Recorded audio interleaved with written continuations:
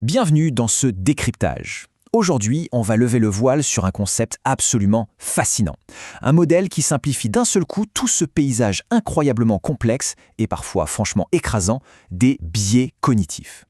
Des décennies de recherche psychologique réunies sous une seule et même bannière.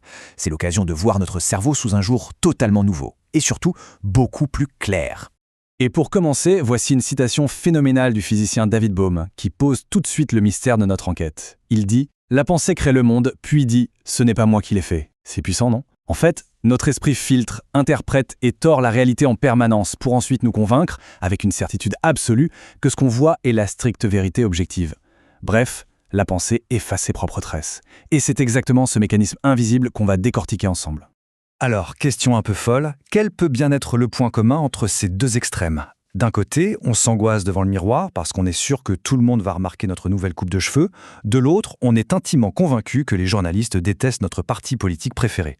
À première vue, ça n'a absolument rien à voir. L'un, c'est de la vanité ou de l'anxiété sociale, l'autre de l'idéologie pure. Et pourtant, la source profonde de ces deux phénomènes est littéralement la même. Partie 1. Le problème des biais cognitifs. Pour vraiment saisir l'ampleur de cette découverte, il faut regarder un peu le bazar qu'est la psychologie moderne en ce moment. Depuis 50 ans, on a identifié une toile hyper fragmentée de biais dans tous les sens. Biais de confirmation, effet de projecteur, effet de halo, il y a des centaines d'étiquettes. Et cette approche en silo a créé une complexité monstre. On a passé notre temps à observer minutieusement chaque feuille d'un arbre gigantesque, sans jamais capter qu'elles étaient toutes nourries par les mêmes racines. Ce qui nous amène à la partie 2, la recette universelle des biais. C'est là que cette fameuse recette maîtresse entre en jeu. Au lieu d'avoir une liste interminable de biais compliqués, on a une ligne droite d'une élégance absolue. Étape 1, on prend une croyance préalable fondamentale, une hypothèse de départ, sur soi ou sur le monde. Étape 2, le cerveau traite toutes les nouvelles informations pour qu'elle valide cette croyance initiale. Le résultat final? Bam, un biais cognitif spécifique. En fait, une tonne de biais qu'on croyait totalement différents ne sont que les expressions de cette même équation. Tout dépend de la croyance qu'on insère à l'étape A. Et ce besoin viscéral de cohérence, il est partout. Notre cerveau tord l'information à chaque étape du processus. Ça dicte ce qu'on regarde en premier, c'est l'exposition sélective. Ensuite, ça biaise l'évaluation. On gobe direct l'effet qui nous arrange, mais on exige des preuves en béton armé pour ce qui nous contredit. Ça va même jusqu'à modifier nos propres souvenirs. Le cerveau réécrit littéralement l'histoire en temps réel pour que nos souvenirs collent à nos convictions actuelles. C'est un système en boucle fermée, redoutablement efficace. Partie 3. Projeter notre propre expérience. Faisons le test. Si on insère juste une petite croyance à la base du système. L'idée inoffensive que mon expérience est une référence raisonnable. Dès que le cerveau utilise son propre ressenti comme norme universelle, il génère toute une famille d'erreurs de jugement social. L'effet de projecteur, où on croit que tout le monde nous remarque. L'illusion transparence, où on pense que nos émotions se lisent sur notre visage. Et le faux consensus, cette idée tenace que la majorité des gens partagent nos opinions politiques. Une seule petite graine, toute une forêt d'illusions. Au lieu de se dire que notre expérience personnelle n'est peut-être pas le meilleur point de départ, on s'y ancre naturellement. On suppose que les autres ont accès à nos indices internes. C'est ce qu'on appelle, avec un terme un peu savant, l'égocentrisme épistémique. Prenons un exemple classique, la prise de parole en public. Si notre cœur bat à tout rompre, on est soudain persuadé que toute la salle l'entend. Pourquoi?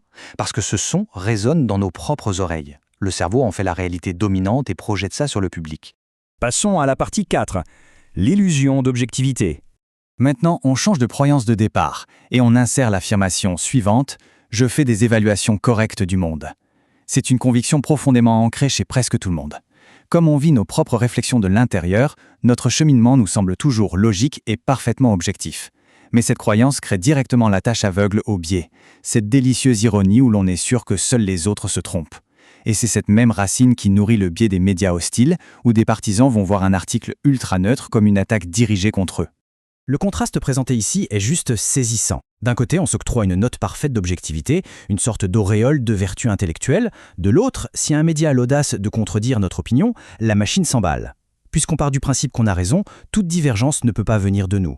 Le cerveau n'a pas d'autre choix que d'accuser la source extérieure d'hostilité ou d'incompétence. C'est l'aboutissement purement mécanique de notre recette universelle. Partie 5. Le mythe de la motivation. Il est temps de briser un mythe très tenace. Pendant des années, l'ancienne idée dominante suggérait qu'il fallait absolument un motif émotionnel caché pour être biaisé. L'ego, le besoin de valorisation, l'envie de défendre son groupe social, on pensait que c'était les moteurs indispensables. Mais la réalité de ce nouveau modèle révèle un truc dingue. On n'a absolument pas besoin d'un motif ou d'un enjeu passionnel pour tirer des conclusions fortement biaisées. Ces distractions se font par simple automatisme, sans la moindre intention malveillante. Ce phénomène opère froidement, même quand on n'a aucun intérêt personnel dans l'histoire. C'est particulièrement frappant chez les professionnels. Pensez aux scientifiques ou aux enquêteurs de police, des gens activement motivés pour être exemplaires et impartiaux. Un enquêteur peut vouloir sincèrement trouver le vrai coupable. Mais si un premier indice lui fait former une croyance sur un suspect, son cerveau va se mettre, imperceptiblement, à filtrer et tordre les preuves suivantes pour soutenir cette théorie. C'est une faille du système de traitement de l'information, pas un manque de probité morale. Et enfin, partie 6, l'astuce ultime de débiaisage. Sachant tout ça, comment on se défend contre ces erreurs de jugement? La recherche est formelle, la simple délibération est vouée à l'échec. Se dire « allez, je vais réfléchir objectivement » ou essayer d'ignorer consciemment nos préjugés, c'est inefficace. Pourquoi? Parce que nos croyances sont comme des encres invisibles jetées dans les profondeurs de l'esprit. L'impact d'une croyance est trop nébuleux pour être effacé juste par la force de la volonté. Vouloir être neutre n'efface pas la recette. Le vrai secret? Il faut attaquer l'ingrédient directement à la racine. Si le problème vient d'une croyance qui tourne en boucle, le seul outil vraiment efficace pour se débiaiser, c'est de rechercher activement, volontairement des faits et des arguments qui sont fondamentalement incompatibles avec nos convictions de départ. C'est la stratégie de considérer l'opposé. Au lieu de se dire vainement qu'on va être neutre, on force la machine cognitive à avaler des données contraires. Ça crée un court-circuit et ça, c'est salvateur. La beauté de ce modèle de la recette universelle, c'est sa clarté chirurgicale.